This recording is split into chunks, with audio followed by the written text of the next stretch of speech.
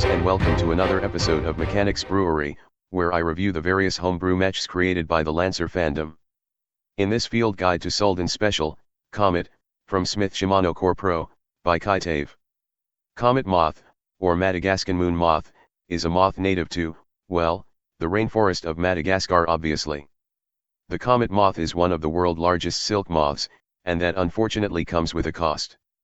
After feeding on leaves as a larvae for 2 months, the larvae will cocoon itself to become an adult moth, which cannot eat anything because they don't have a mouth and will only live for 4 to 5 days, which is a rather short amount of time to ensure the entire species don't die out, which it nearly did, and now the species could only be bred in captivity due to habitat loss.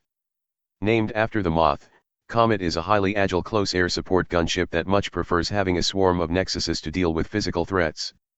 Looking at its stats, it has average health, no armor, excellent evasion, and average E-defense.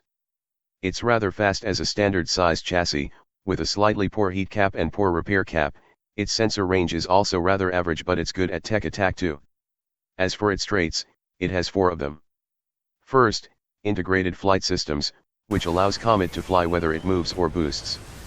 Second, thrust vectoring, 4 once per round, before or after Comet boost.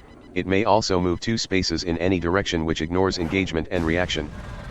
Third, Hunter-Seeker network, all Comet's Nexus-type weapons gain 1 reliable and work even after being jammed. And fourth, Fragile, Comet takes +1 difficulty in hull checks and saves.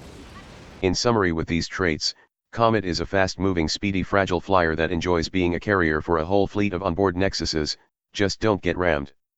Onto its weapon mounts, it has 3, 1 flex, and 2 main/auxiliary, which is very interesting, along with 5 base system points. As for its core power, Comet can activate Sky Eye with its Nexus enhanced warning and control system.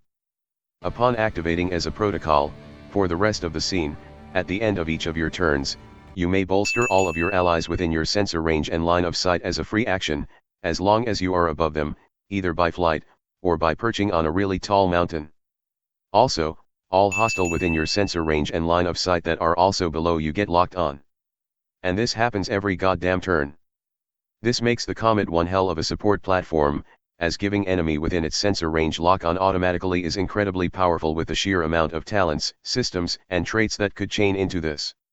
And, well, I guess bolster is kinda useful too, especially when your allies could get it every turn too.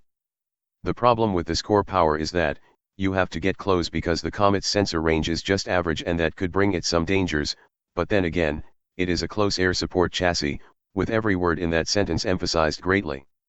As for the rest of the license, you get Saber engines and Colony Nexus in the first section. Scramjet assisted booster rig engines, single stage to heaven. Upon activation as a protocol, you can activate Saber engines to fly 10 spaces in any direction as your mech goes ridiculous speed, so fast that you ignore engagement and reaction, but your mech is jammed until the start of your next turn. And you must end movement on ground or surface you can stand on unless you want to fall immediately. Basically, this system is good to reach somewhere fast, or get away swiftly, just bear in mind about the jam. Colony Nexus.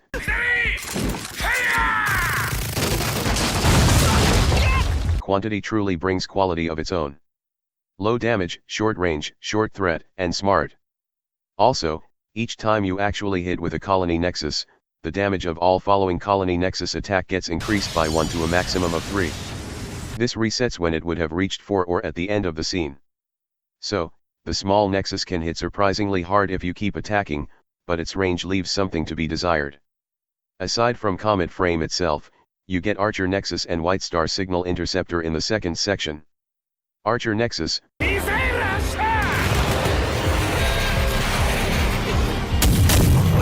Missiles pack loadout.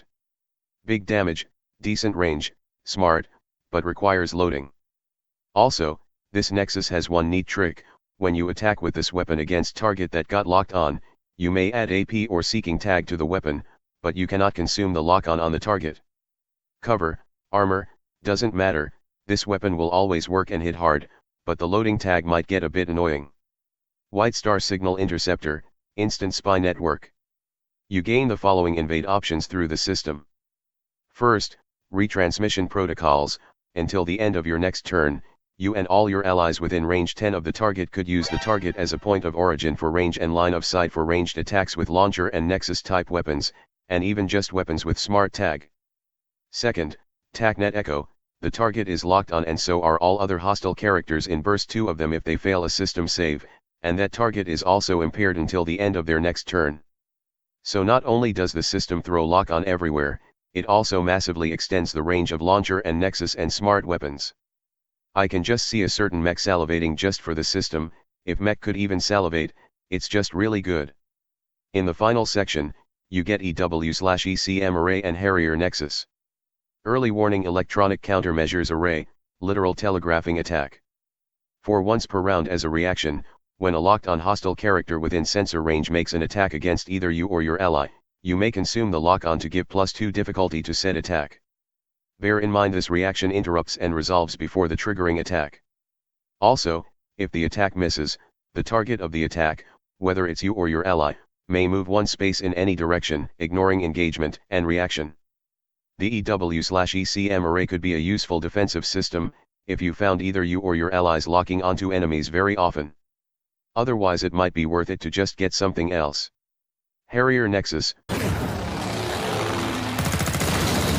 When in doubt, more guns. Decent damage, short range, smart. At the end of your turn, you may also deal 1 kinetic damage to all locked-on hostile characters within range 5 and line of sight of you as a free action. It might be a bit short range, but you can do even more damage with some lock-on. What's not to like about this Nexus? As a conclusion, Comet is what happens when someone marries an E2 Hawkeye with an Enterprise-class aircraft carrier. It's fast, agile, likes to utilize Nexuses, can fly, and has a decent stat to hack everything that got too close for comfort. Its license is packed with even more Nexus-type weapons for it and others to use, and a bunch of systems to either get fast, or revolve around locking onto people, benefiting quite a lot from a decent sensor range. Final word about Comet: it's highly mobile, could rain death from above, but get grounded and fell too close, and it will be in a world of pain. So, if you like something that's going to make Nexus even better and laugh as those plebeians that cannot afford a good electronic defense system get peppered to death by smart munitions, Comet might just be what you are looking for. Hello there, if you like this video, please subscribe to my channel and click that notification bell button. If you really want to support my channel, you could visit my Patreon page, or buy me some coffee, links in the description. Anyway, have a nice day.